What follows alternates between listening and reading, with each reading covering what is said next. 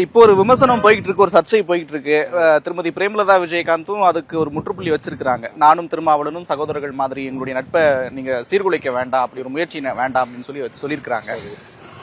Ground லெவல்ல தொண்டர்கள் எப்படி நினைக்கிறாங்க இந்த சர்ச்சையை? திருமாவளவனை அவமதித்து விட்டார் பிரேமலதா அப்படின்னு.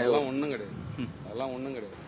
சும்மா தேவையில்லாம களத்திலே வெற்றி பெற முடியாதவர்கள், மோடி, அமித்ஷா, பழனிசாமி கூட்டணி வெற்றி பெற முடியாத கூட்டணி, வெல்லப்போகின்ற கூட்டணி, மதச்சார்பற்ற கூட்டணி, அண்ணன் முதலமைச்சர் மு.க. ஸ்டாலின் அவர்கள் தலைமையிலான கூட்டணி தான் வெல்லப்போகின்ற கூட்டணி.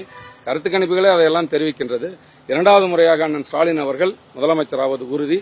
இதை யாராலும் தடுக்க முடியாது. தோல்வியின் விரக்தியிலே தேசிய ஜனநாயக கூட்டணி இருக்கிறது. அதனுடைய உளறல்கள் தான் இதெல்லாம். இப்ப பிரச்சாரத்துல பேசுறப்ப சொன்னீங்க, மல்லிகார்ஜுன கார்கேவின் சின்னம் ராகுல் காந்தியின் சின்னம், சோனியா காந்தியின் சின்னம் அப்படின்னு சொன்னீங்க. அந்த பக்கம் என்டிஏ கூட்டணி தோல்வி பயத்துல இருக்குன்னு சொல்றீங்க. 10 முறைக்கு மேல வந்துகிட்டே இருக்கிறாங்க. தேசிய தலைவர்கள்லாம் தமிழ்நாட்டை நோக்கி வந்துகிட்டே இருக்காங்க. காங்கிரஸ் ஆதரிக்கணும்ல சார்? காங்கிரஸ் இது வரைக்கும் யாருமே வரல. மக்கள் ஆதரிக்கணும்ல சார்?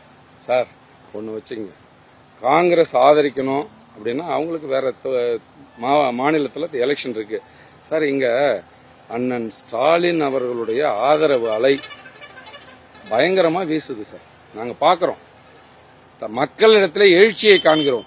மீண்டும் அண்ணன் முத்துவேல் கருணாநிதி ஸ்டாலின் அவர்கள் தமிழக முதலமைச்சர் ஆக வேண்டும், இரண்டாவது முறையாக முதலமைச்சர் ஆக வேண்டும், அவர் ஆட்சியை தொடர வேண்டும், மக்கள் பணியாற்ற வேண்டும் என்று நாங்க நினைக்கிறத விட பொதுமக்கள் நினைக்கிறாங்க, பெண்கள் நினைக்கிறாங்க, இளைஞர்கள் நினைக்கிறாங்க.